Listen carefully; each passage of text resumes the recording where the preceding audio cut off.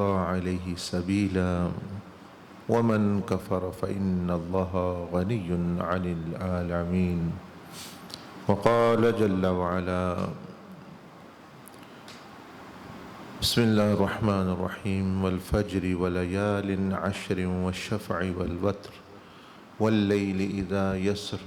هل في ذلك قسم لذي حجر ألم تر كيف فعل ربك بعاد إرم ذات العماد التي لم يخلق مثلها في البلاد. صدق الله العظيم. اللهم صل وسلم وبارك على سيدنا محمد وعلى آله وصحبه أجمعين. السلام علیکم ورحمۃ اللہ وبرکاتہ. ماشاءاللہ آپ حضرات جو افضل الایام ہے اس دنیا کے افضل ترین دن ہیں، ان میں افضل ترین کوشش یعنی اللہ کا قرب پانے کی یہ مبارک کوشش میں مشغول ہیں اور حج کی روحانی حقیقت حاصل کرنے کی کوشش بھی کر رہے ہیں، کیونکہ فرض حج تو جن پر ہے وہ تو وہیں جا کے ادا ہوگا، لیکن ایک حج ہر ایک کا فرض ہے. وہ جو مکہ شریف میں حج ہوتا ہے، کعبہ شریف کا طواف جس میں ہوتا ہے، وہ حج اللہ پاک نے ہر ایک پر فرض نہیں کیا. وہ ان پر فرض ہے جن کے پاس گنجائش ہے، جن کے پاس مال ہے، جن کے پاس صحت ہے. اور دوسرا جو حج ہے یعنی جو حج کی حقیقت روحانی حج یعنی اللہ پاک کی رضا کو پانا، اللہ پاک کا قرب پانا، وہ ہر ایک پر فرض کیا گیا ہے. غریب ہو، مسکین ہو، بیمار ہو، صحت مند ہو، تو اللہ پاک کو پانا یہ ہر ایک پر فرض ہے. اور اس پانے کا جو طریقہ ہے تزکیہ نفس جس کو کہتے ہیں، وہ بھی اس لیے فرض قرار دیا گیا کہ یعنی فرض کا مقدمہ بھی فرض ہوتا ہے کہ فرض چیز کو حاصل کرنے کا جو راستہ ہے، جو ضروری ذرائع ہیں، وہ بھی بہت اہم ہے. تو روحانی حج جو ہے ایک تو اشارہ وہ اس طرف کرتا ہے کہ حج اللہ پاک کا گھر تو کعبہ شریف مکہ میں ہے، لیکن اللہ جل مجدہ نے حج کو جو ہے وہ اپنے نیک اور صالح بندوں اور بندیوں یعنی انبیاء علیہ السلام اور کچھ جو صحابیات کے ساتھ جو ہے متعلق کیا ہے، اس کا تعلق بنایا ہے ان کے ساتھ. وہ اس لیے کہ اللہ کا پاک کا قرب جو پانا ہے وہ تو بندوں نے پانا ہے، اور بندوں کے لیے پھر جو ہے یہ مثالیں جو ہے وہ رکھی گئی ہیں سامنے. تو اب ہم وہ جو حج کے ارکان اور چیزیں ہیں ان کے پیچھے جو حقیقتیں ہیں جس کو ہم نے حاصل کرنا ہے اس کے متعلق تھوڑا تھوڑا سیکھیں گے تاکہ وہ ہمارے ذہن میں رہے. اور جب ہم روحانی طور پر مراقبہ کے ذریعے، مشاہدہ کے ذریعے، روحانی سفر کے ذریعے اس جگہ پر جائیں تو اس طرح کا فیض جو ہے وہ ہم حاصل کر کے واپس وہاں سے لوٹیں. لیکن وہ تبھی بندہ لوٹے گا جب اس کو علم ہوگا، جب اس کو پتہ ہوگا کہ میں نے وہاں جا کے مثلا روحانی طور پر بندہ مکہ شریف جاتا ہے، طواف کرتا ہے، تو اس کو پتہ ہو کہ بھئی میں یہاں کیا میں نے کرنا ہے. اور کس طرح کا فیض اور کس طرح کی برکت جو ہے اور خوبی جو ہے حاصل کرنی ہے۔ تو اس میں سب سے پہلے تو یہ سمجھ لیں کہ جو سیدنا آدم علیہ السلام سے اس کا بڑا گہرا تعلق ہے، وہ اس لیے کہ جو میدان عرفات اور وہ جو عرفات کا جو پہاڑ ہے، یہ وہ جگہ ہے جہاں اللہ پاک نے آدم علیہ السلام اور آپ کی جو اولاد ہے سب کو جمع کیا عالم ارواح میں، یعنی جب روحوں کی دنیا میں یہ تھے سب، اور وہ عہد لیا جس کا ہم سنتے رہتے ہیں کہ ہم وعدہ لیا گیا، الستُ بربکم، کیا میں تمہارا رب نہیں؟ تو یہ آپ نے ابھی پہلے بھی سنا ہوگا، کل رات کو بھی بیان ہوا اس کے بارے میں کہ وہ ایک عہد اللہ پاک نے لیا خود بندوں سے، کیا میں تمہارا رب نہیں اور کیا تم میرے بندے نہیں؟ ہم سب نے اس وعدے کا جو ہے وہ یعنی پابندی اور اقرار کیا اس عہد کا جو ہم سے پوچھا گیا۔ تو یہ کہاں واقعہ پیش آیا؟ ایک تو یہ آدم علیہ السلام کی وساطت سے پیش آیا، ان کی پشت سے اللہ پاک نے سب روحوں کو نکالا۔ دوسرا یہ کہاں پیش آیا؟ یہ میدان عرفات میں۔ تو اس لیے وہاں سے کہانی شروع ہوتی ہے، عرفات کے میدان سے، اور ایک روایت کے مطابق جو ہے اس کو عرفات کہتے ہی اس لیے ہے کہ وہ وہاں بندوں کو رب کا تعارف ہوا۔ عرفات جو ہے یہ معرفت، جس طرح لفظ ہے وہ پہچان یا معرفت حاصل کرنا، عارف، وہی مادہ ہے عین را فا، تو وہیں سے عرفات بنا ہوا ہے۔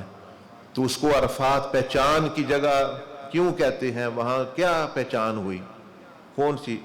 اس میں سے کئی پہچانیں ہیں، لیکن ان میں سے ایک یہ ہے کہ بندوں کو یعنی ارواح کو رب تعالیٰ کا تعارف ہوا، یعنی پتہ چلا کہ ہم کون ہیں اور اللہ پاک کون ہے۔ یہ وہاں یہ واقعہ پیش آ گیا۔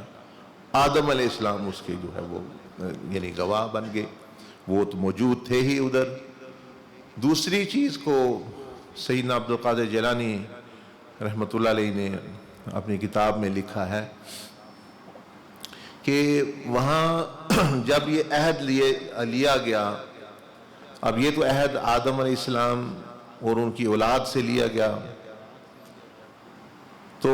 گواہ وہاں کون تھا؟ کیونکہ گواہ تو پھر دوسرے ہی ہو سکتے ہیں، یہ تو وہ خود تھے گواہ، ہر بندہ خود گواہ تھا، قالوا بلا شہدنا۔ لیکن باہر کی کسی مخلوق کو کس کو گواہ بنایا گیا؟ تو وہ فرماتے ہیں کہ وہ حجر اسود کو گواہ بنایا گیا کہ یہ ایک زندہ ایک مخلوق تھی کہ جس کو جو ہے وہ وہاں لایا گیا، اور یعنی جنت سے، اور اس کو کہا گیا کہ تم نے سب کا یہ گواہ رہنا۔ گواہ کا مطلب یہ کہ بھئی سب کو یاد رکھنا ہے اور سب کی گواہی دینی ہے، سب کا تمہیں پتہ ہونا چاہیے کہ کون کون ادھر ہے، اور پھر یہ کون کون اس وعدے کو پورا کرتا ہے تمہارے پاس دوبارہ آ کے، اور تم نے یہ گواہی دینی ہے۔ تو اس وعدے کا جو گواہ ہے وہ حجر اسود ہے، یعنی حجر اسود۔ اسی لیے اس کو جنت میں تو کروڑوں پتھر تھے، اربوں پتھر تھے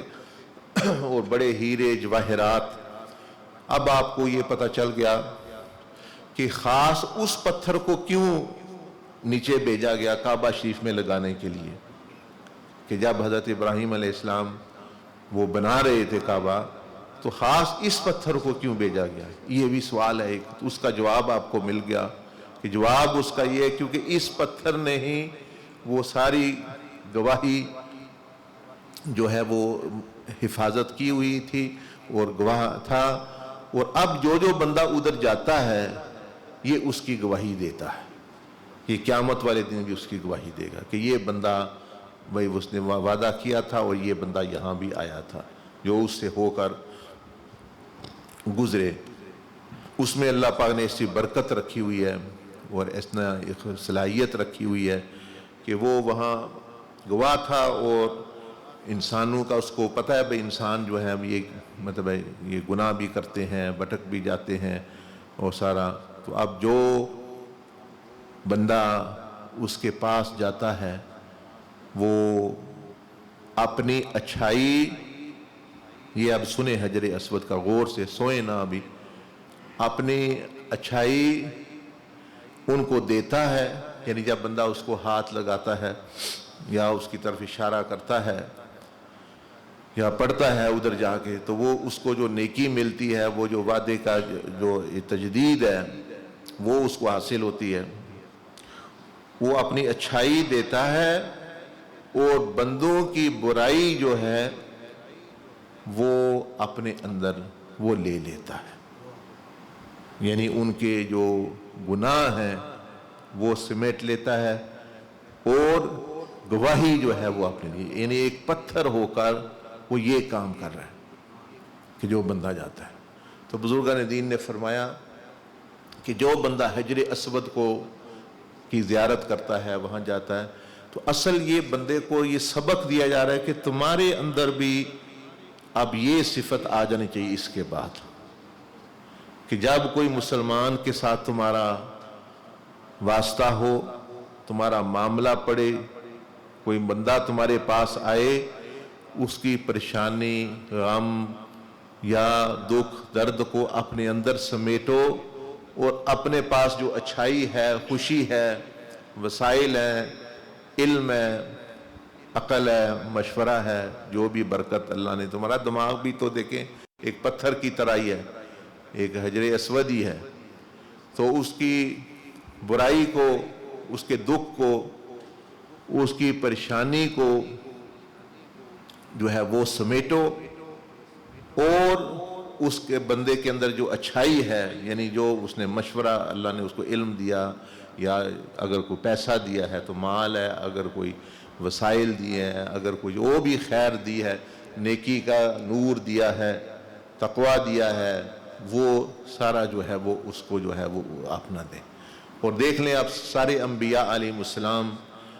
اولیاء اللہ، وہ یہی کرتے رہے ساری زندگی، کہ لوگوں کی دکھ پریشانیاں اور چیزیں وہ اپنے اوپر لی انہوں نے،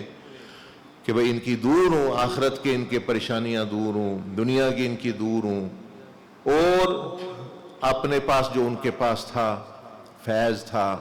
فیض نبوت تھا یا فیض ولایت تھا، روحانیت تھی، اللہ کا قرب تھا، وہ ساری زندگی دیتے رہے. اب یہ بڑے افسوس کی بات ہے کہ حجر اسود ایک پتھر ہو کے یہ کام کرے اور ہم انسان ہو کر یہ کام نہ کر. پھر وہ بندے نے کیا اس کو، اس کی زیارت کی یا اس کا وہ سبق دے رہا ہے کہ یعنی وہ کالا ہو گیا ہے، یعنی ایک قسم کا بندوں کے گناہوں سے. تو اور مطلب ہے کہ بندوں کو فائدہ ہی دے رہا ہے اور خود جو ہے وہ جل رہا ہے اور روشنی جو ہے وہ بندوں کو دے رہا ہے. تو یہ اس نے عہد نبھایا اور وفا کیا کہ یا اللہ تو نے مجھے گواہ تو بنا دیا بنی آدم کا، اب میرا یہ کام بنتا ہے کہ میں بھی جو کچھ کر سکتا ہوں ان کے لیے کروں. اب اس کا یہ سبب ملتا ہے کہ اللہ پاک جب کوئی نعمت کسی کو دے تو بس وہ سانپ بن کے اس پہ نہ بیٹھ جائے. اب اس کا کام ہے سب سے پہلے یہ سوچنا کہ اس سے میں اللہ پاک کو راضی کیسے کر سکتا ہوں. اب اللہ کو تو وہ دے نہیں سکتا. دیکھیں سیدھی بات ہے، سمجھنا چاہیے بندے کو کہ جب کوئی نعمت بندے کے پاس آ جاتی ہے، اللہ کو تو وہ دے نہیں. کھانا ہے تو اللہ پاک کو کھلا نہیں سکتا، پانی ہے تو اللہ پاک کو پلا نہیں سکتا، مال ہے تو اللہ پاک کو جو ہے ضرورت نہیں، وہ غنی ہے، وہ دوائی ہے تو اللہ پاک بیماری سے پاک ہے. اب جو بھی نعمت بندے کے پاس آ جاتی ہے تو اللہ اس سے غنی ہے، اللہ کو تو نہیں کچھ دے سکتا اس میں سے، اللہ کو تو وہ نفع نہیں. تو پھر وہ کیا حل ہے اس کا؟ اللہ پاک نے حل دے دیا، میرے بندوں کو دے دیا کرو، بس میرے بندوں کو دے دو، میری رضا کے لیے میں دو گو تو میں سمجھوں گا تم نے مجھے ہی دیا. جب میری رضا مقصود ہوگی تو یہ گویا جیسے نبی علیہ السلام نے فرمایا کہ صدقہ جب بندہ دیتا ہے وہ جو غریب یا مسکین یا جس کے ہاتھ میں پہنچنے سے پہلے اللہ کے ہاتھ میں پہنچتا ہے، وہ یعنی بندہ گویا اللہ پاک کو دے رہا ہے۔ تو اب یہ بھی آپ کو راز کی بات سمجھ آ گئی کہ بھئی یہ بندے کہاں سے بیچ میں آ گئے۔ بندے اس لیے آ گئے کہ اللہ سونے سے پاک ہے، بیماری سے پاک ہے، کھانے سے پاک ہے، وہ پریشانی سے پاک ہے، تو اللہ کا بندہ کر کیا سکتا ہے؟ کچھ بھی نہیں کر سکتا۔ اگر وہ کچھ ذکر اذکار کرتا ہے تو وہ بھی اپنے آپ کو فائدہ دے رہا ہے، اللہ کو تو کوئی نہیں دے رہا۔ عبادت کرتا ہے اپنے کو فائدہ دے رہا ہے، ذکر کرتا ہے اپنے کو فائدہ دے رہا ہے، نماز پڑھتا ہے اپنے آپ کو فائدہ دے رہا ہے، تو اللہ کو پھر کیا کر سکتا ہے؟ اللہ ہمیں تم کچھ نہیں کر سکتے۔ یہ بات صحیح ہے کہ ما ارید منہم الرزق وما ارید ان یطعمون، نہ اس کو رزق کی ضرورت ہے، نہ اس کو کھلانے پلانے کی ضرورت ہے، نہ اس کو کسی شے کی ضرورت ہے، تو میں نے یہ ذریعہ بنا دیا، مخلوق پیدا کر دی، بندے پیدا کر دیے کہ ان کو جو تم دو گے، جو معاملہ کرو گے، اگر میری رضا کے لیے ہے تو وہ میں سمجھوں گا کہ تم نے میرے لیے ہی کیا ہے اور مجھے ہی کیا ہے جو ہے معاملہ۔ تو یہ معاملہ ہے یعنی حجر اسود کا، اور اس کی یہ جو فضیلت ہے، یعنی جب بندہ اس کے سامنے جب آپ روحانی طور پر جائیں گے تو آپ نے یہ چیز دل میں لے کے آنی ہے کہ آج کے بعد میرا دل بھی جو ہے، میرا باطن ظاہر بھی دوسروں کی پریشانیاں اور دکھ جو اور تکلیفیں یا چیزیں یہ سمیٹے گا، اور آسانی اور مطلب ہے کہ یعنی حل اور مطلب جو بھی میں آسانی پیدا کر سکا وہ جو ہے وہ یعنی وہ ان کو ملے گی۔ تو یہ تعلق ہو گیا آدم علیہ السلام کا، وہاں سے تعلق پیدا ہو گیا، کیونکہ وہ سارا معاملہ ہی وہاں سے شروع ہوا، معرفت ہی وہاں سے شروع ہوئی، میدان عرفات سے۔ یہ جو باتیں میں بتا رہا ہوں، یہ جو حاجی حج کرنے جاتے ہیں بہت سارے ان کو بھی کوئی نہیں پتہ، اس لیے وہ بیچارے جس طرح جاتے ہیں زیادہ تر اسی طرح واپس آ جاتے ہیں، بس وہی وہ ادھر ادھر کرے ادھر رہے، اس کے جو پیچھے حقائق اور جو معارف اور جو اصل حقیقتیں ہیں۔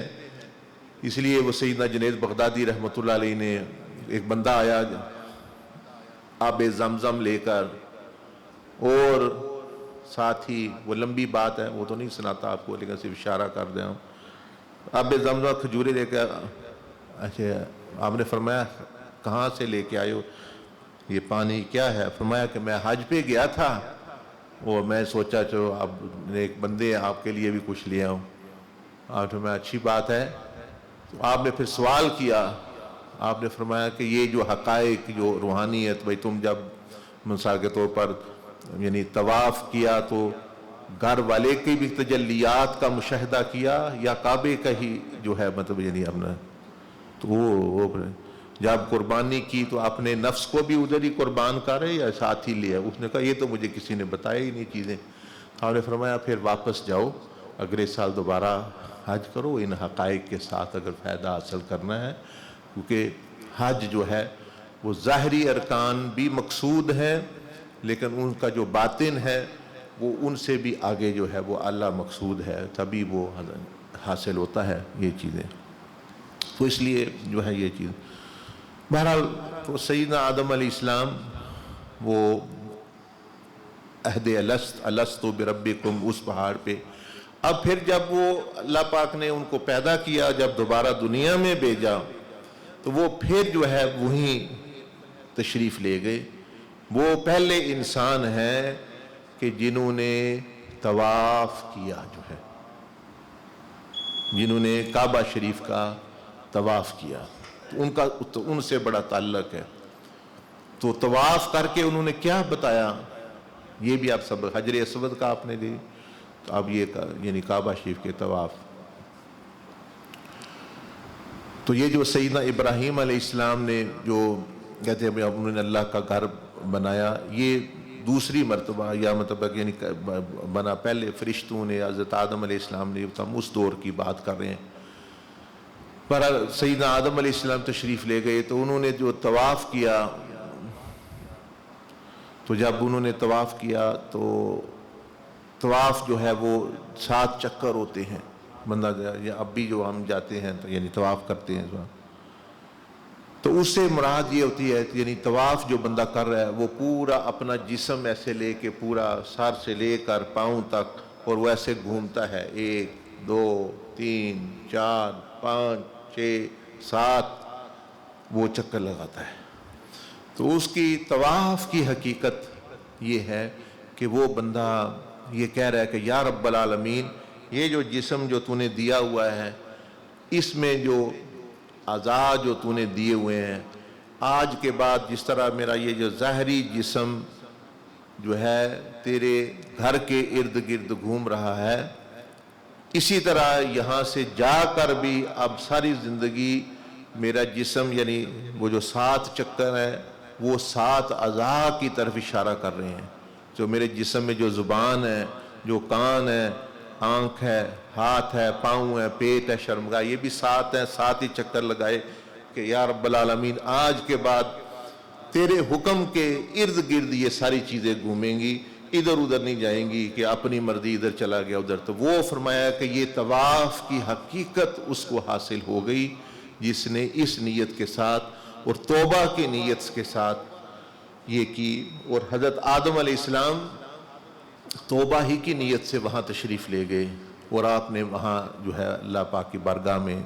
توبہ بھی کی ہمیں سکھایا بھی اور پھر دوبارہ میدان عرفات پہ جو ہے وہ تشریف لے گئے اپنا عہد وہ جو پہلے عہد کیا تھا وہ بھی تازہ ہوا اور ہمارے لیے بھی جو ہے وہ یعنی عبرت چھوڑ گئے اور سبق چھوڑ گئے کہ بھئی یہ کرنا ہے یعنی بندے نے جو ہے. اب آگے حضرت آدم علیہ السلام کے بعد پھر آتا ہے جو بڑا تذکرہ آتا ہے جس کا حج کے معاملے میں وہ ہے سیدنا ابراہیم علیہ السلام. سیدنا ابراہیم علیہ السلام کے بارے میں اللہ پاک نے فرمایا کہ وہ ایک پوری امت وہ خود ایک امت ہے نا. امت ہوتی ہے یعنی بہت سارے لوگ ہم سمجھتے ابھی ہوں تھا تو ان کے بارے میں اللہ فرمایا ان ابراہیم کہ حضرت ابراہیم علیہ السلام اکیلے ہی ایک پوری امت ہے. اس لیے اتنا اللہ پاک نے آپ کو مقام دیا اور اتنا آپ نے کام کیا اور اتنی آپ کا تعلق اللہ جل مجدہ سے. آپ کے ضمن میں یہ تھوڑی سی پریزنٹیشن بھی دیکھتے جائیں کہ حج کے جو معاملات ہیں مطلب ان کو حضرت ابراہیم علیہ السلام کی نگاہوں سے دیکھیں. اس لیے اللہ پاک نے ان کا جو ہے وہاں مقام ابراہیم بھی ہے اور وہاں جو ہے ان کی یادیں بھی ہیں ان کی اولاد کی یادیں ان کی اہلیہ کی یادیں. لیکن کچھ کے لیے یہ صرف ایک کہانی ایک قصہ ہے مگر جو ہے حقیقت یہ ہے کہ اس میں سب کے لیے سب لوگوں کے لیے جو ہے وہ سبق ہے. کیوں کہ آپ کو اللہ پاک نے دیکھیں بے شک یہ امت محمدیہ ہے لیکن نبی علیہ السلام نے فرمایا ہم ملت ابراہیمی کے ہی پیچھے چلتے ہیں. اور یہ جو نماز میں ہم حضرت ابراہیم علیہ السلام کا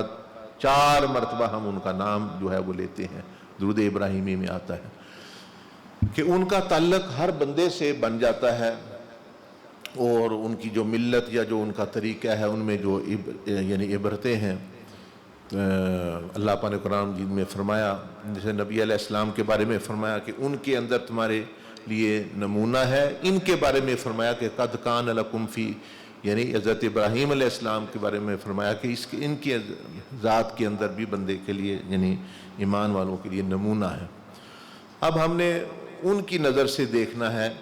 اور اللہ پاک نے جس مقصد کے لیے ان کو بھیجا حضرت ابراہیم علیہ السلام ان کو ان حالات سے گزارا کہ جس سے کوئی بھی ایک بندہ گزر سکتا ہے ہم میں سے گزر سکتا ہے. مثال کے طور پر وہ ایسی جگہ پیدا ہوئے بندے ان کے جو ہے ساتھ نہیں چل کوئی ان کو یعنی دینے والا نہیں بتانے والا نہیں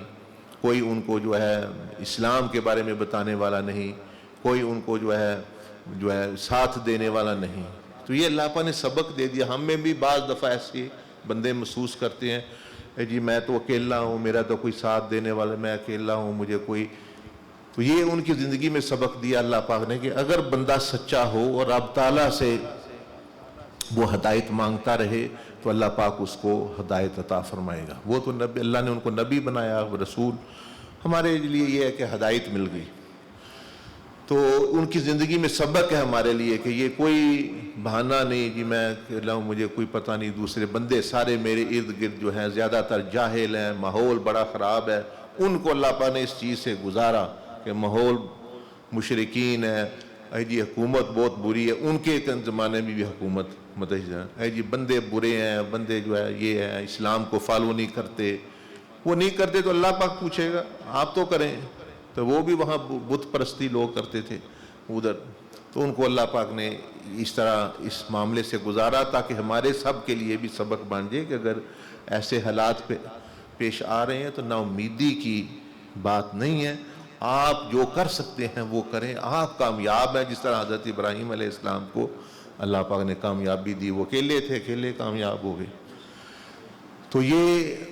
پھر اللہ انہوں نے جو ہے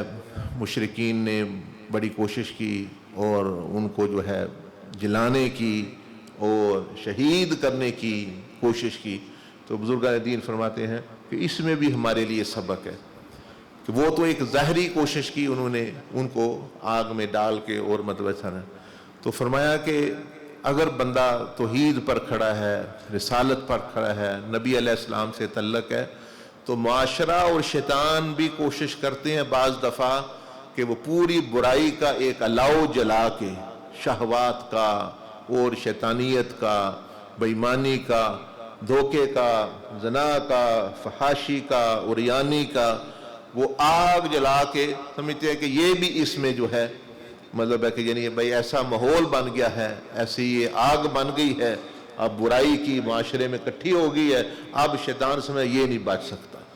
اب یہ جائے اب یہ جلے ہی جلے، اب اس کا ایمان خراب ہو ہی ہو۔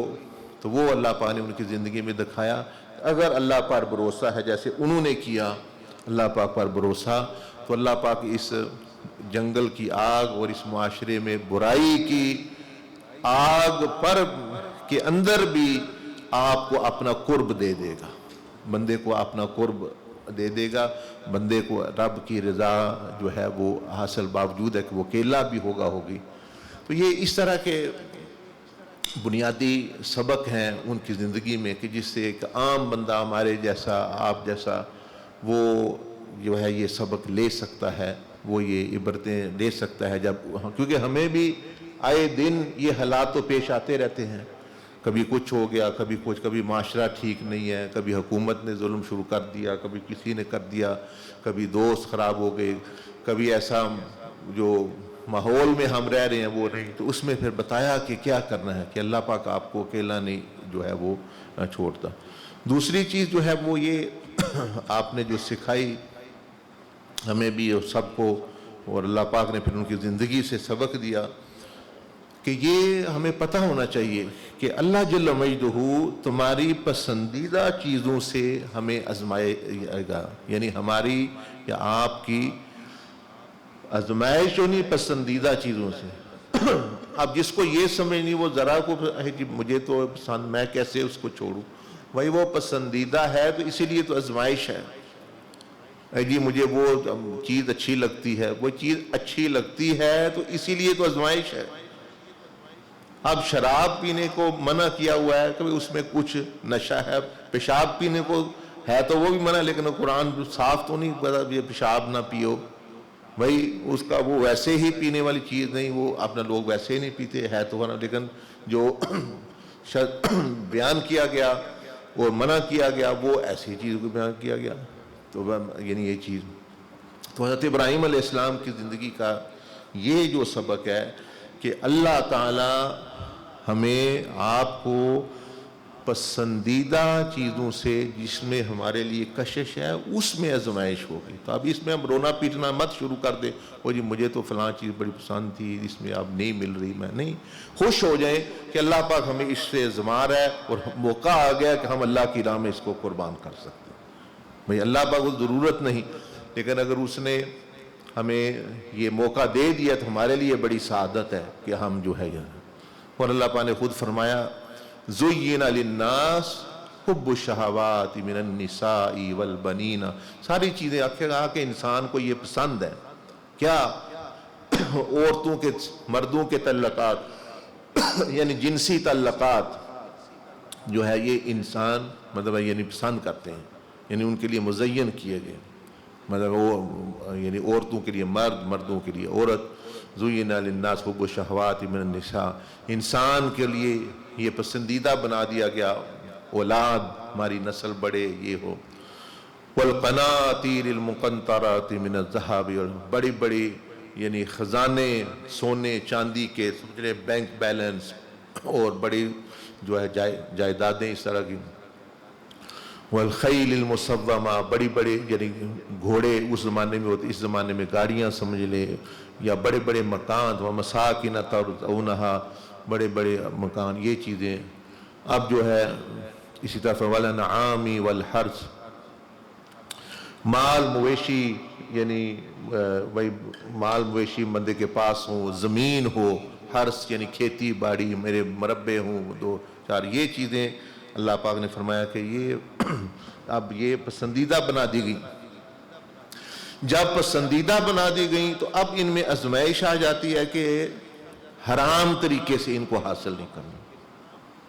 منع نہیں ہے، مطلب یہ چیزیں ویسے تو جائز ہیں، بسم اللہ الرحمن الرحیم،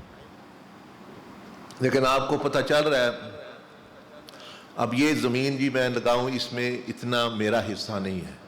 یا جانتے بوجھتے ہوئے کسی کا حصہ اپنے ذمہ کر رہا ہے، جانتے بوجھتے ہوئے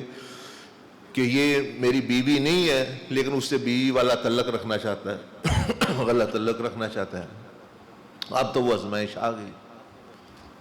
اسی طرح جو ہے اور جو ہے مکانات ہیں، گاڑیاں ہیں، چیزیں ہیں، وہ یہ نہیں مطلب ہے کہ جائز طریقے سے نہیں تو وہ پھر ناجائز طریقے سے حاصل کرنے میں اس کی آزمائش ہے. تو جب بندے کے ذہن میں یہ بات بیٹھ جاتی ہے کہ میری پسندیدہ چیز سے اللہ پاک نے مجھے آزمانا ہے، ناپسندیدہ سے نہیں. حضرت ابراہیم علیہ السلام کے نزدیک دنیا کی کوئی اہمیت، تو اللہ نے دنیا کے لیے ذریعے نہیں ان کو آزمایا، دنیا کی تو اہمیت ہی کوئی نہیں تھی ان کے نزدیک. ان کے نزدیک حضرت اسماعیل کی اہمیت تھی کہ وہ اللہ کے نبی تھے، اللہ کے نبی بھی تھے، آپ کی اولاد بھی تھے. زیادہ آپ کو پسند وہ اس لیے تھے کہ وہ آپ کو پتہ ہی یہ اللہ پاک کے پیارے بھی ہیں اور بیٹے بھی تھے. تو وہ جو پسندیدہ چیز تھی اس کے ذریعے آزمایا گیا، اس کے ذریعے تو نہیں وہی جو دوسری چیزیں ہیں جو پہلے ہی ہمارے لیے اہمیت ہیں. تو ہم چاہتے ہیں کہ ہم اللہ کی راہ میں بھی ایسی چیزیں دیں جو ہمیں نہ پسند ہوں، اور اللہ بھی ہمیں اس طرح کی آزمائش کرے کہ ہمارے بھی وہ چیزیں ہمیں بھی کوئی اہمیت نہ ہو. تو پھر وہ آزمائش کس چیز کی؟ پھر وہ بندے نے تو کچھ نہیں کیا. تو یہ یاد رکھنا یعنی بندے کا یہ بڑا ضروری حضرت ابراہیم علیہ السلام کی قسم اور یہ حج کے معاملے میں کہ بندہ یعنی پسندیدہ چیز سے آزمایا جائے گا. تو اس لیے پھر پریشان نہ ہو اگر آگے آزمایا ہو جی یہ منو تے بڑا پسند ہے، اے معاملہ، اے زمین، اے گاڑی، اے نوکری، اے عورت، میں اب کیا کروں، بڑا مسئلہ ہے. بس یہی آپ سمجھیں کہ یہی آپ کی آزمائش ہو رہی ہے، کیونکہ پسندیدہ ہے تو آزمائش پسندیدہ. اسی طرح بے بس ہو جانا، فرمایا کہ اللہ تمہیں بے بس کر کے اپنے قریب لے آتا ہے. جب بندہ حالات سے بالکل، جیسے حضرت ابراہیم علیہ السلام ہر چیز خلاف ہو گئی آپ کے، یعنی جو بندے کی بے بسی ہوتی ہے نا وہ بندہ مخلوق سے دور ہو جاتا ہے، اور وہ بے بسی ہی اس کو اللہ کے قریب لے آ جاتی ہے. تو بعض دفعہ ہم سمجھتے ہیں یہ جو حالات ہم آ رہے ہیں یہ کیوں آ رہے ہیں، ہمارے لیے پتہ نہیں یہ کیوں، وہ ہمیں جو ہے وہ اس طرف لا رہے ہوتے ہیں، وہ اللہ کے قریب لا رہے ہوتے ہیں. ایک اللہ کے پلان کے تحت وہ ہم ادھر جا رہے ہوتے ہیں کہ جب بالکل بے بس بندہ ہو گیا. عموماً آپ دیکھیں ایسے ہی بندے کرتے ہیں، جب ڈاکٹر کو اپنا کوئی بس نہیں چلا وہ کہتے ہیں جی اس کے لیے دعا کرو جا کے. بس جب بندے کا کوئی بس نہیں چلا وہ کہتا ہے جی آپ دعا کرتے ہیں، جی آپ جی کسی پیر فقیر کے پاس جائیں. پہلے وہ سارے ہاتھ پاؤں مارتے ہیں، میں یہ ہوں، میری بڑی واقفیت ہے، میں یہ ہوں، میں وہ ہوں. اچھا جب سب بڑے جواب پھر وہ کہتے ہیں کہ آپ چلو جی دعا کرو جی اللہ پاک کو. حالانکہ سیدنا عبد القادر جیلانی فرماتے ہیں کہ تمہارا اصل معبود وہ ہے کہ جو پریشانی کے وقت جس کا خیال تمہارے ذہن میں سب سے پہلے آئے. کیونکہ معبود، مقصود اور وہی ہے جس کے قبضہ قدرت میں ہر چیز ہے، وہ جو نفع نقصان کا مالک ہے، نقصان سے نفع، نفع سے نقصان دے سکتا ہے۔ تو فرمایا کہ یہ پھر اگر واقعہ تم اللہ ہی کو معبود سمجھتے ہو، مانتے ہو، کہتے ہو، تو پھر پریشانی کے وقت سب سے پہلے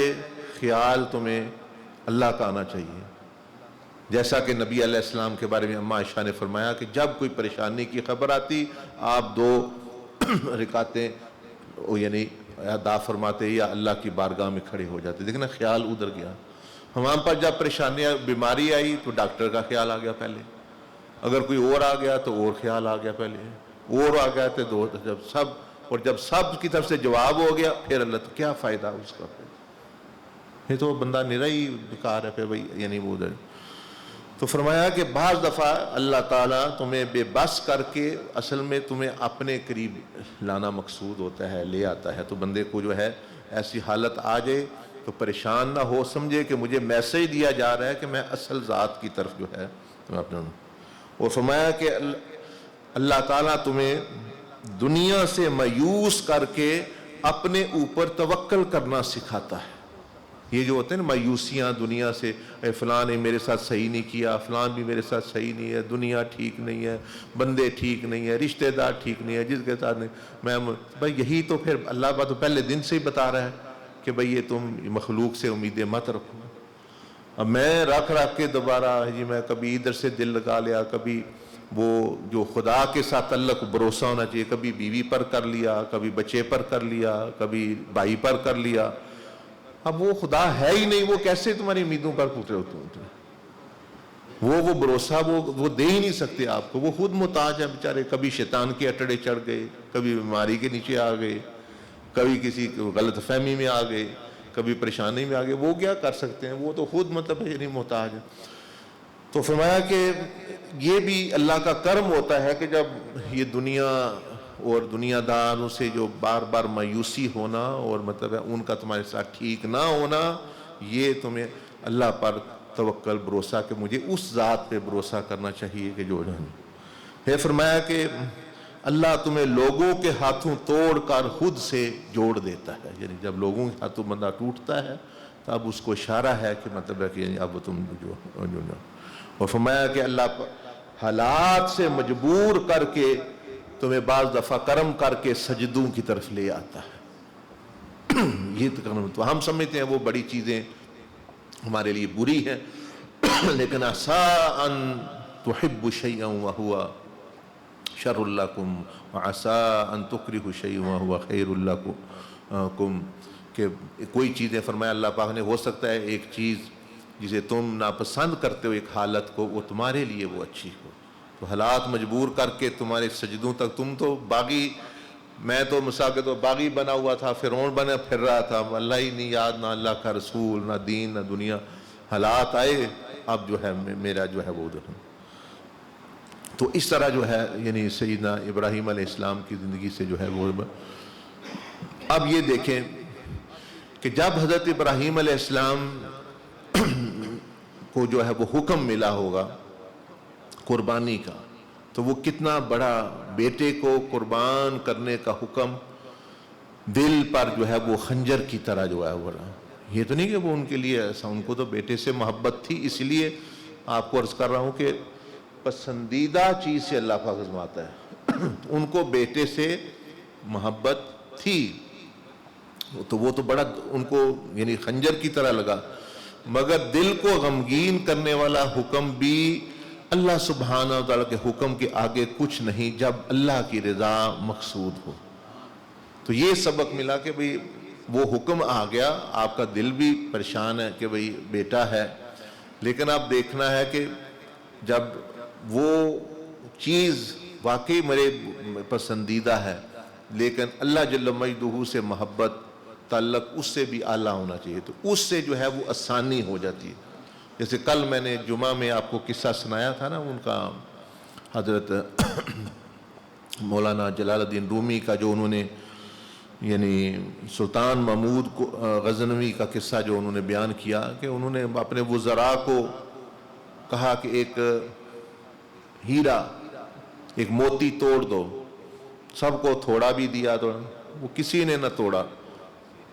سب نے کہا یہ تو قیمتی موتی، ہم کیوں توڑیں، بادشاہ ہمیں مارے گا بعد میں. ایاز کو جب دیا تو اس نے فوراً توڑ دیا. تو آپ نے فرمایا، یعنی پوچھا ایاز سے کہ ایاز کیوں توڑ دیا موتی تو نے، اتنا قیمتی نایاب قسم کا؟ تو ایاز نے کہا کہ بادشاہ سلامت، یہ واقعتاً یہ موتی بہت ہی قیمتی ہے، لیکن میرے نزدیک شاہی حکم جو ہے وہ زیادہ قیمتی. شاہی حکم یعنی وہ سلطان محمود کا جو حکم ہے بھائی، وہ اس کی قیمت زیادہ ہے اس موتی سے جو زیادہ ہے. بس یہی بات جو ہے حضرت ابراہیم علیہ السلام کے معاملے میں بھی آ گئی کہ بیٹا تو وہ نایاب ہیرا ہے. حضرت اسماعیل جیسا پیغمبر نظر نہیں آتا کہ جن کی نسل سے ایک ہی ہستی صرف آئی، نبی علیہ السلام. دیکھنا اور کوئی اور پیغمبروں کی اولادیں کئی ہوئیں، یعنی پھر ان میں کئی پیغمبر ہوئے، لیکن یہ وہ ہستی ہیں کہ ایک ہی ہستی ان کی اولاد میں سے ہوئی. اور مطلب ہے کہ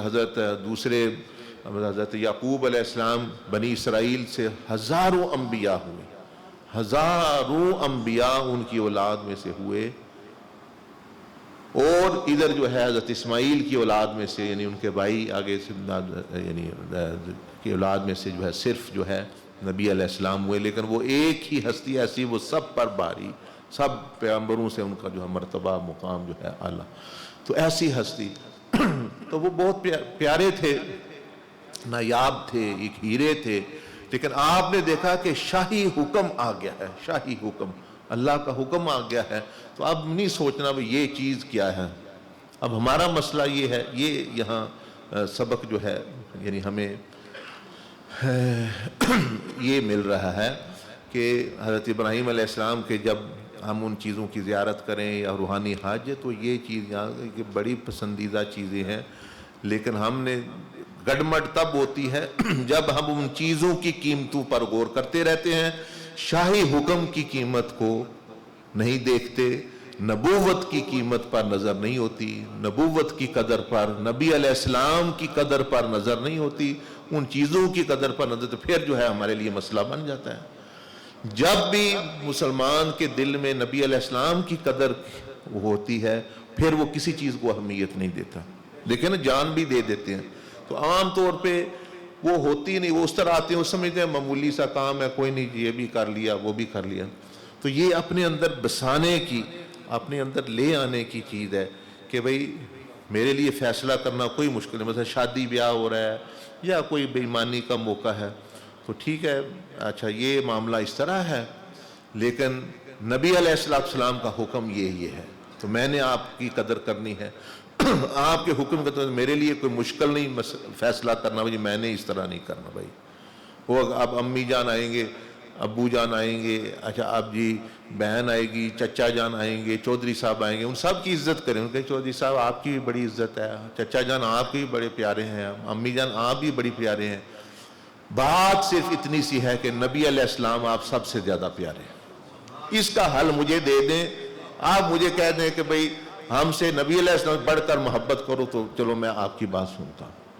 یا جہاں انہوں نے بچانا ہے، شفاعت کرنی ہے، وہاں آپ نے کرنی ہے، تو میں پھر آپ کی بات سنتا ہوں. تو اگر نہیں، آپ بھی اسی چیزوں کے محتاج ہیں، تو ان کے ہی محتاج ہیں، تو پھر کیوں مطلب ہے کہ بجائے سبق لینے کے بھئی میرے ابھی مطلب یعنی ایمان خراب کر رہے ہیں، اعمال خراب کر رہے ہیں. تو یہ حضرت ابراہیم علیہ السلام کا جو حکم ملا، اس میں ہمارے لیے جو یعنی سبق کہ یعنی کلیئرٹی آف مائنڈ جس کو کہتے ہیں نا، صاف سوچ. یعنی اے جی امی ریا کہندے نے پہ اے جی بھئی جب آپ نے صاف واضح ہو گیا بھی اللہ رسول کا ایک طرف بات آ گئی، اب دنیا ادھر سے ادھر ہی ہو جائے، زمین اسمان جنات مطلب انسان سب ہو جائیں، کوئی اہمیت نہیں. بھائی میرے لیے ایک ہو، ایک ارب ہو، میرے لیے کوئی اہمیت نہیں، کیونکہ بات تو یہ ہے بھی اللہ رسول کے مقابلے کا کوئی یعنی ہستی نہیں. تو میں مطلب یہ نہیں کہا. تو جب بندے کا اس طرح کا ذہن بن جائے، پھر وہ شیطان سے بھی مقابلہ کر سکتا ہے، معاشرے سے بھی کر سکتا ہے، خواہش نفسانی سے بھی کر سکتا ہے. پھر کم از کم اس کو واضح تو ملتا ہے، ذہن میں تو وضاحت ہوتی ہے. ورنہ وہ گڑبڑ، نفس نے ادھر کی بات ڈالی، ادھر چلا گیا، ایک لڑکی دیکھی اس کے پیچھے چلا گیا، گاڑی دیکھی اس کے پیچھے چلا گیا، پیسہ دیکھا اس کے پیچھے چلا گیا، دنیا دیکھی اس کے پیچھے چلا گیا۔ دل تو مطلب ہے نبی علیہ السلام نے ایک حدیث شریف میں فرمایا کہ 9 دفعہ یا 7 دفعہ دل کی حالت دن میں بدلتی، یعنی یہ دل تو بدلتا رہتا ہے، اسی لیے اس کو قلب، اسی لیے جو ہے وہ اپنا کہتے ہیں۔ تو یہ ایک تو دوسرا یہ کہ اللہ سبحانہ و تعالیٰ کا حکم یہی کہ ہم اس زندگی میں اپنے ذمہ داریاں نبھائیں اور عالم ارواح میں کیے ہوئے وعدے کو جو ہے وہ یاد کریں۔ تو یہاں اصل میں مقصد وہ یعنی بات کرنے کا یہ ہے کہ جس طرح سیدنا ابراہیم علیہ السلام کو ایک خواب دکھایا گیا کہ آپ کو جو ہے یعنی اپنے بیٹے کو قربان کرنا ہے، سارا کچھ اس طرح، تو اس طرح یہ مشائخ فرماتے ہیں ہمارے لیے یہ سبق ہے کہ ہمیں بھی عالم ارواح میں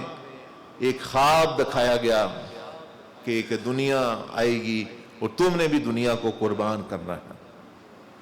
تو ہمیں بھی وہاں ایک منظر اللہ پاک نے فرمایا کہ میں تمہارا رب ہوں اور اب جو ہے تمہیں آزمائش کے لیے ایک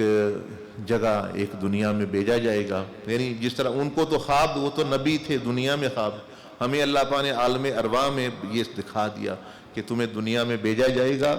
اور وہاں اس طرح کی چیزیں آئیں گی، وہاں قربانی آپ نے جو ہے وہ اپنا دینی ہے، یہ چیز جو ہے۔ اب شیطان نے حضرت ابراہیم علیہ السلام کو اللہ کا حکم پورا کرنے کی پوری کوشش کی کہ یہ نہ کریں، میں وہ دعوت یعنی جسمانی طور پر، عقلی طور پر اور قلبی صورت میں دی۔ یعنی کیسے؟ جسمانی طور پر دی انہوں نے بھی، یہ آپ کا یعنی بیٹا ہے، آپ کا بیٹا اور کوئی نہیں ہے تو یہ کیا ہوگا۔ عقلی طور پر دی بھائی اس کا کیا فائدہ، انسان کو انسان کی قربانی نہیں جو ہے دینی چاہیے۔ قلبی طور پر آپ کے جذبات کو بہرا، یعنی اس نے سارا یہ استعمال کیا اپنا چیز۔ تو یہ جو کہتے ہیں نا وہ 3 جگہ، وہ جو 3 جگہ جہاں شیطانوں کو وہ جو کنکر مارتے ہیں، وہ جو یعنی پتھر مارتے ہیں وغیرہ، تو وہ 3 مقامات سمجھ لیں کہ اس نے مختلف مقام پر مختلف 3 جگہوں پہ مختلف طریقے سے حملہ کیا۔ ایک میں جسم کے ساتھ کیا، جسم سے حملہ، ایک میں دماغی طور پر قائل کرنے کی کوشش کی، تیسری جگہ میں جذباتی اور قلبی اور نفسانی طور پر قابو کرنے کی کوشش کی کہ یہ چھوڑ دیں، یہ آپ کا بیٹا ہے، آپ کیا کریں گے، فائدہ کیا اس کا، سوچیں خواب ہی تو ہے، آخر خواب کی بنا پہ بھی بندہ اس طرح کے کام کرتا ہے۔ تو یہ چیز جو ہے تو ان کو یہ دی۔ آپ علیہ السلام نے کیا کیا، وہی جو بات کر کہ جب اللہ کا حکم واضح ہو گیا، اللہ نے کر دیا، تو پھر جو مرضی دلیلیں دے، یار اس طرح بھی کر لو، تیرا ایدے فائدہ ہے، وہ ہے، پھر کسی کی نہیں۔ پھر جو ہے فرمایا کہ یعنی کنکریاں اس نے ماری اس کی طرف۔ تو اب ہم بھی سفر میں ہیں اور عالم ارواح سے ایک خاص مقصد کے لیے اس دنیا میں آئے ہوئے ہیں۔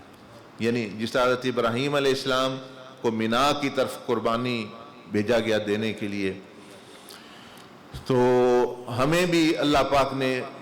پورے یعنی عالم ارواح سے اس دنیا میں یہ مینا کا ہی سمجھے، یہ ساری دنیا مینا ہی ہے، ہمارے لیے منزل ہے۔ اور یہاں ہمیں بھی کہا کہ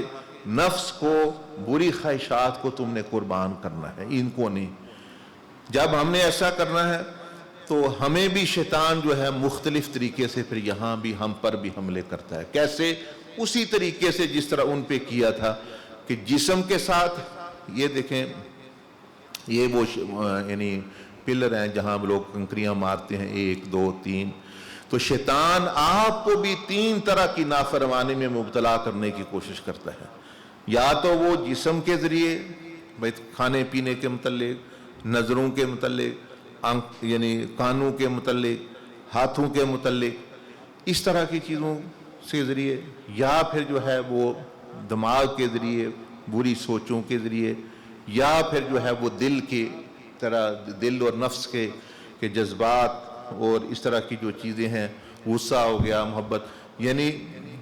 طریقہ کار واردات جو ان پر کیا وہی جو ہے وہ ہمارے پر استعمال ہو رہے ہیں۔ تو جس طرح پھر اس لیے ان کو فالو کرنے کے لیے کہا گیا کہ جس طرح انہوں نے کنکریاں مار کے یعنی دور کیا اس کو، تم بھی جو ہے وہ مکہ مکرمہ میں 3 ستون بھی انہی 3 چیزوں کی طرف اشارہ کر رہے ہیں۔ ہر ستون اللہ سبحانہ تعالیٰ کے حکم کی ادائیگی میں استقامت کی یاد دلاتا ہے کہ اس طرح ڈٹے رہنا چاہیے۔ اچھا، وہ جو ستون اور کنکریاں کس چیز کی نشانیاں ہیں؟ وہ اس چیز کی نشانیاں ہیں کہ کچھ لوگ ان کی طرف شیطان نافرمانی کے وسوسے پھینکتا ہے، وہ بھی اپنے وسوسے کنکریاں پھینکتا ہے۔ ایسے لوگ وسوسوں کی کنکریوں کا نشانہ بن جاتے ہیں۔ شیطان وسوسے پھینکتا ہے، شیطان لوگوں پر خواہشات، نافرمانی اور گناہوں کے کنکر پھینک، مطلب وہ بھی جیسے ہم کنکر پھینکتے ہیں، وہ بھی اپنی کوشش کر کسی کو وسوسہ پھینک دیا، کسی پر خواہش پھینک دی، کسی پر جو ہے وہ نافرمانی کی کنکری، گناہوں کی، تو وہ یہ چیز ہوتی ہے۔ اب جو ہے یہ جو کنکریاں ادھر 7 کنکریاں مارتے ہیں، تو بزرگ فرماتے ہیں کہ یہ جیسے لکھا ہوا ہے کہ نیکی کی ہر کنکری استقامت کی نشاندہی کرتی ہے۔ شیطان کو لگنے والی کنکری ہر وہ ٹک یعنی استقامت کی وہ جو شیٹ جو بندہ کرتا ہے گویا وہ ہے، یعنی 7 ہی کنکریاں ہیں۔ تو بندہ کہہ رہا ہے کہ ایک مارتا ہے، کہتا ہے کہ آج کے بعد جو ہے جسم جو پہلی، کیونکہ وہ 3 ہے نا ستون شیطان کے، جسم، دماغ اور دل، وہ ایک کنکری مارتا ہے 7 میں سے ایک، وہ کہتا ہے آج کے بعد مثلا زبان کے گناہ گئے، اس کو میں نے شیطان جہاں سے آئے تھے وہی میں نے واپس بھیج دیے۔ تو یہ مطلب ہے کہ یعنی دوسری کنکری مارتا ہے تو وہ مطلب آنکھوں کے گناہ، یہ بھی شیطان تمہاری طرف سے آئے تھے، اب تمہاری طرف بھی واپس چلے گئے، اب میں نے تو چھوڑ دی، میں نے ان کو پھینک دیا۔ اسی طرح جو ہے ایک تیسری کنکری ماری، کانوں کے گناہ وہ بھی گئے آ جائیں۔ یہ ہوتی ہے حقیقت ادھر مطلب یعنی کنکریوں۔ اور یہاں آپ کیسے کر سکتے ہیں، یہ جو آپ کو ابھی انشاءاللہ بتائیں گے، کچھ ساتھیوں نے بتایا بھی ہوگا کہ جو آپ نے تزکیہ کا وہ شروع کرنا ہے، اس پہ ایک ایک ٹک جب بندہ کرتا ہے استقامت کے ساتھ،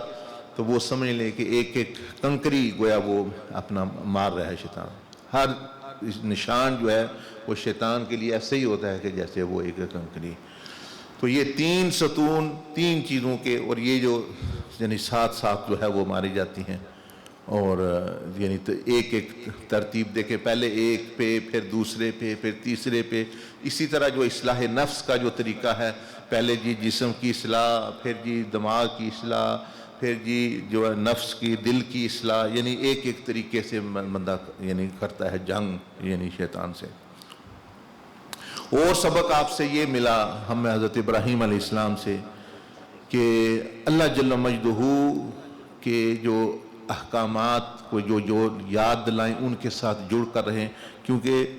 حضرت ابراہیم علیہ السلام اور حضرت اسماعیل علیہ السلام دونوں اکٹھے تھے، دیکھیں تو باپ بیٹے دونوں نے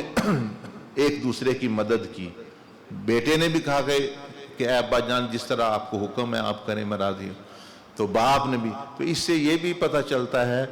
کہ بندہ اگر نیک بندوں کے ساتھ جڑا رہے تو اللہ کے حکم پر عمل کرنا آسان ہوگا۔ دوسرے جو ہیں وہ کوئی چیزیں نکال دیں گے بیچ میں، وہ ایسا نہ ہو جائے، یہ نہ ہو جائے، یار دنیا بھی تو ہے نا، یار یہ ہے۔ تو اللہ سبحانہ تعالیٰ کی قربت کے لیے سب سے اہم کام ان لوگوں کے ساتھ جڑ کر رہنا ہے جو آپ کو اللہ کی یاد دلائیں۔ تو اس معاملے میں وہ دونوں باپ بیٹا جو ہے ایک دوسرے کو اللہ پاک کی یاد دلا رہے تھے، اور اللہ جل مجدہ کے حکم کی عظمت بتا رہے تھے کہ اللہ پاک نے ہمیں یہ حکم دیا۔ اور یہ بڑی سعادت، وہ کوئی یعنی پسندیدہ چیز سے آزمائش تو ان کی ہوئی، لیکن وہ بہت بڑی سعادت سمجھ رہے تھے کہ اللہ پاک ہم سے اگر یہ قربانی لے لے تو یہ بہت بڑی سعادت ہے، کیونکہ انبیاء علیہ السلام کی اس سے بڑی خواہش ہوتی نہیں کہ ہم اللہ کے لیے قربان ہو جائیں، اور ہر چیز جو ہے وہ اللہ سے ہو۔ باقی وہ جو چھری جو نکالی آپ نے، اس میں ہمارے لیے کیا سبق ہے؟ اس چھری میں وہ فرمایا کہ چھری میں سبق یہ ہے کہ وہ حکم کی تعمیل، یعنی یہاں دنیا میں حکم کی تعمیل کرنا یہ چھری ہے گویا، یعنی چھری کیا کہ بھئی حکم کی تعمیل، بھئی اللہ کا حکم آ گیا، اب دیکھنا چھری چلانا تو مشکل ہے ورنہ لیکن اللہ کا حکم اگر چھری بندہ اللہ کے حکم کو سمجھے تو پھر جو ہے کوئی مشکل نہیں ہے. پھر اللہ کا حکم بھی چھری کی طرح ہے, وہ جو میں نے جو ہے وہ اپنا کر دینا ہے, چلا دینا ہے. پھر ساتھ ہی یہ بتایا کہ چھری اسباب کی نشاندہی کرتی ہے جن کے ذریعے انسان زندگی میں اطاعت کے ساتھ اپنی ذمہ داریاں نبھا سکے, کہ جو اسباب اللہ پاک نے جو ہے وہ دیے ہے, اور ساتھ ساتھ جو ہے نفس اور شیطان کو بھی جو ہے وہ کاٹتا ہے اس کے ذریعے سے. اب عجیب بات یہ ہے کہ دیکھیں وہ سبق اللہ پاک نے یہ دیا کہ آزمائش بھی آئی, امتحان بھی آیا, چھری بھی چلی, لیکن قربانی نہیں لی گئی, قربانی نہیں لی گئی, بلکہ وہ بھی سلامت رہے, بیٹا بھی بچ گیا, اللہ کا حکم پر بھی یعنی پورا ہو گیا, اور اللہ پاک بھی خوش ہو گیا. تو اس میں ہم سب کے لیے ایک بہت بڑی خوشخبری ہے. خوشخبری کیا ہے کہ اللہ پاک جو ہے آزماتا ضرور ہے, اور جو ہے حکم ضرور کرتا ہے, اور قربانی کا بھی حکم ہوتا ہے, لیکن آخر کار جو ہے وہ سلامتی دیتا ہے, آخر کار جو ہے وہ سکون, وہ اطمینان اور نعمت میں بندہ ہوتا ہے. بندہ کچھ بھی کھوتا نہیں ہے, یعنی کچھ بھی کھویا نہیں, جو بھی دیا اس نے اللہ پاک زیادہ اس کو دے گا, دنیا میں بھی اور یعنی نہیں تو آخرت میں جو دے گا. تو یہ ان کی زندگی سے سبق ملتا ہے حضرت ابراہیم علیہ السلام, حضرت اسماعیل علیہ السلام, کہ جو آپ دیں گے وہ لگے گا آپ کو دیا ہے, لیکن جو ہے اللہ پاک وہ بھی آپ کو دے گا اور اس سے زیادہ بھی جو ہے وہ دے گا, کیونکہ وہ غنی ہے, وہ مردے کو بھی زندہ کر سکتا ہے, وہ نقصان سے نفع نکال سکتا ہے, تو اس کے لیے کوئی مشکل نہیں, اس نے صرف ایک آزمائش کرنی ہوتی ہے, باقی کچھ نہیں. اسی طرح انشاءاللہ اور بھی حقائق ہیں, وہ بھی انشاءاللہ آپ سنتے رہیں گے بیان, لیکن یہ چند چیزیں سمجھ لیں کہ یہ سوچنے کی چیزیں ہیں. اور جب یہ ہم یہ تزکیہ لطائف کر کے روحانی طور پر ان جگہوں پہ جائیں گے, یعنی وزٹ کریں گے ان جگہوں کا جو میدان عرفات اور یہ چیزیں, تو یہی چیزوں کا فیض حاصل کرنا ہے آپ نے. یہ تو تھیوری سمجھے آپ کو بتا رہے ہیں بھئی, یعنی لیکن جو ہے حقائق یہی ہیں کہ آپ جب یہ چیزیں لے کے آئیں گے, روح نے بھی مشاہدہ کیا, پھر جب آپ گھر جائیں گے, معاشرے میں جائیں گے, کام پہ جائیں گے, آپ کے سامنے اس طرح کے حالات آئیں گے, پھر وہاں میدان ہے ان چیزوں پہ کھڑے ہونا. پھر وہاں وہی کھڑا ہوگا جس کو تیقن, جس نے مشاہدہ اور یقین بھی ہے اور پتہ بھی ہے, تو وہ پھر بندہ یعنی بچنے کا, تو اس لیے پھر وہ بندہ نہ ہوتا. باقی حج کا میں نے آپ کو بتا دیا, بہت بڑا عمل ہے, تو لیکن اللہ پاک نے جو بندے ادھر ہیں ان کو بھی محروم نہیں فرمایا. نبی علیہ الصلوۃ والسلام نے اہل مدینہ کو فرمایا وہ وضو کریں اور مسجد قباء میں 2 نفل پڑھیں, عمرے کا ثواب ملتا ہے ان کو. ہم جو رہنے والے ہیں پاکستان میں, ہم جو ہے ابھی دیکھیں 6 بج گئے ہیں, ابھی ہم مثال کے طور پر 2 نفل پڑھیں تو 1 مقبول حج اور 1 مقبول عمرے کا ثواب. تو حج کا تو کر لیا, ثواب بھی مل گیا, لیکن یہ جو بات کر رہے ہیں یہ کہ کیا خدا ملا ہے یا نہیں, رب تعالیٰ ملا ہے کہ نہیں, بات اصل یہ ہے. یہ ساری حج بھی اللہ کو پانے کا ذریعہ ہے, نماز بھی اللہ کو پانے کا ذریعہ اور زکوٰۃ بھی اللہ پاک کو پانے کا ذریعہ ہے, روزہ بھی اللہ پاک کو, یہ تو سارے ذریعے ہیں, کشتیاں ہیں, پہنچنا تو اس طرف ہے خدا تعالیٰ کے ساتھ تعلق. تو وہ بھی انشاءاللہ آپ کو سکھایا گیا گا. اور ابھی انشاءاللہ یہیں میں یہ ختم کرتا ہوں. باقی آپ نے کچھ پوچھنا ہے یا کچھ سمجھ نہیں آئی ان باتوں میں سے تو ضرور پوچھ لیجئے, انشاءاللہ جو ہے تو آپ کے لیے موقع ہے, یا اور بھی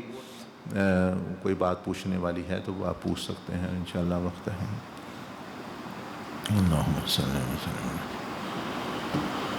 اللہم صلی وسلم وبارک علی سیدنا محمد وعلی آلہ.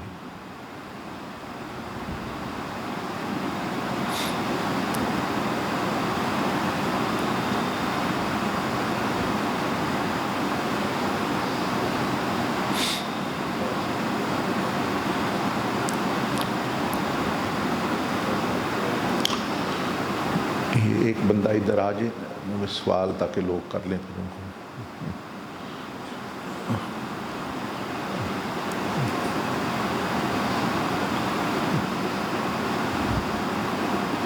بسم اللہ الرحمن الرحیم. آپ تب جو سنے سمجھ نہیں آئی پوچھنا چاہتے ہیں تو آپ کھڑا کر دیں آپ پوچھ سکتے ہیں.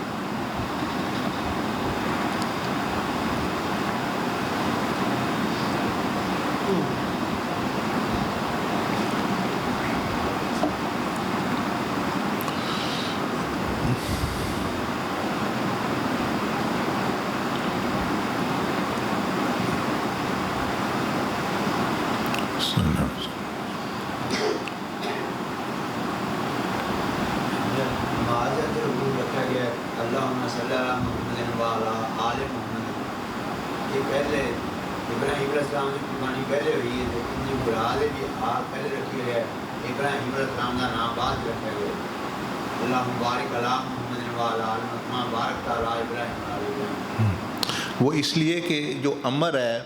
وہ ہے ہی نبی علیہ السلام پر رحمت کا، ان پر تو کہا ہی نہیں جا رہا رحمت کا. اب دیکھیں نا، اللہم صلی علی محمد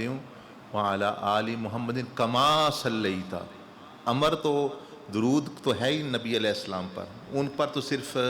نسبت دی جا رہی ہے کہ یا اللہ، میں آپ کو جیسے بتاؤں، یا اللہ رحمتیں بھیج ہمارے سردار حضرت محمد صلی اللہ علیہ وسلم پر جس طرح کہ تو نے بھیجی حضرت ابراہیم پر. یعنی ان پر تو رحمت کا تذکرہ یہاں ہو ہی نہیں رہا، ان پر تو ہو رہا ہے بھائی جس طرح ان پر کی تھی اس طرح کی. لیکن کیونکہ ہم نے تو دعا نبی علیہ السلام کے لیے کر رہے ہیں، تو جس کے لیے دعا کر رہے ہیں تو پہلے تو تذکرہ اس کا آئے گا نا، اور جس کے نسبت دینی ہے بھائی کس طرح کی رحمتیں یعنی کر، تو وہ پھر ان کا تذکرہ آ گیا. تو اس لیے یہ درود شریف میں ہے کہ درود شریف نام ہے نبی علیہ السلام پر رحمتیں اور برکتیں اور سلامتیاں مانگنے کا، تو یہ درود ہے، اس لیے اس کو درود کہا جاتا ہے. تو وہ پھر جو ہے یعنی آگے نسبت دی گئی کہ اب یہ کس طرح کی رحمتیں برکتیں، وہ جس طرح اپنے پیغمبر حضرت ابراہیم اور ان کی آل پر جو ہے یعنی بتایا گیا. یہ چیز ابراہیم علیہ السلام نے پایا تکمیل دی کہ نہیں پہنچی، کئی بیان کر دینا دینا وہ قربانی امام علی مقام امام حسین آپ نے پوری ادا کی ہے، درست ہے؟ وہ بات بھی اپنی جگہ صحیح ہے کہ یعنی اپنا مطلب حضرت ابراہیم علیہ السلام کی بھی قربانی یعنی مکمل ہے، یعنی ان کے کوئی اس میں نعوذ باللہ کوئی ایسی کمی نہیں چھوڑی انہوں نے. تو لیکن جو ہے انہی کی آل میں سے، حضرت ابراہیم کی آل میں سے، مطلب یہ ہے کہ وہ بھی تیار تھے ذبح کے لیے، تو ان کے لیے بھی کوئی یعنی دقت یا کہہ لیں کوئی اس طرح کی نہیں کہ انہوں نے اپنی طرف سے کوئی بھی کی. تو اللہ پاک نے بھی فرمایا کہ آپ نے دیکھیں نا، اللہ پاک گواہی دے رہا ہے کہ اے ابراہیم آپ نے جو ہے اپنے خواب کو جو ہے سچ کر دکھایا اور میرا حکم جو ہے، تو اللہ پاک نے تو گواہی دے دی. تو لیکن وہ جو قربانی ہے وہ الگ قسم کی قربانی ہے، وہ نبی علیہ السلام کی سمجھ لیں یعنی آل کی قربانی ہے. لیکن اس نسبت سے حضرت ابراہیم علیہ السلام کی، کیونکہ وہ بھی جد امجد ہے حضرت امام حسین رضی اللہ تعالیٰ عنہ، وہ یعنی ان کی قربانی اور ان کی اولاد کی وہ بھی انہی کی میں سے ہیں. تو ان کی قربانی میں فرق یہ تھا کہ یہ باپ کو یعنی کہا جا رہا تھا کہ تم خود قربان کرو، تو ادھر تھا دشمنوں کے ساتھ مقابلہ. بھائی مطلب اللہ کے دشمنوں کے ساتھ مقابلہ کرنا ہے تو بھائی یعنی یا شہید ہو جائیں گے یا پھر جو ہے ہم نے جو ہے وہ ان کی بات نافرمانی والی نہیں سننی. اور ان کا یہ تھا کہ باپ ہی کو کہا جا رہا ہوتا، مطلب یعنی ان کی قربانی بڑی قربانی، یعنی بے شک حضرت امام حسین کا مقام صحابہ میں سے آپ کے بڑا بلند ہے، لیکن جو حضرت ابراہیم کا مقام تو انبیاء میں سے بھی 5 اولو العزم رسول ہیں، تو وہ مطلب یعنی اس طرح کی جو ہے وہ ہوتی. تو وہ بھی اسی طرح وہ انہی حضرات کے جو ہے وہ فالوور تھے، وہ بھی کر دیتے. تو وہ بھی بڑی، لیکن دشمنوں سے لڑ کے کی. وہ ایسے ہے جیسے حضرت امام حسین کو کہا جاتا کہ حضرت عبداللہ کو خود قربان کریں، تو وہ اور بات ہے. اور ایک ہے کہ آپ تو ان کو بچا رہے تھے، ان کو پانی دے دو، تو دشمنوں نے کر دیا، وہ اور بات. ایک ہے کہا جاتا کہ آپ خود چوری پہنے، وہ بڑا مشکل کام ہے. ان کو یہ کہا گیا یہ بڑا مشکل کام ہے، لیکن ان کی قربانی بھی بہت عظیم قربانی. ٹھیک ہے انشاءاللہ پھر جو ہے ابھی نہیں کھانے کا نہ سوچا کرے ہر وقت. ابھی وہ ماؤنٹین ڈائیگرام تھوڑا جو ہی آپ ناشتے کی بات کر رہے ہیں تو ناشتہ ابھی یہ سارا یہ پھر زور تک سو کر کیا کریں گے, اتنا لمبا ٹائم ہے.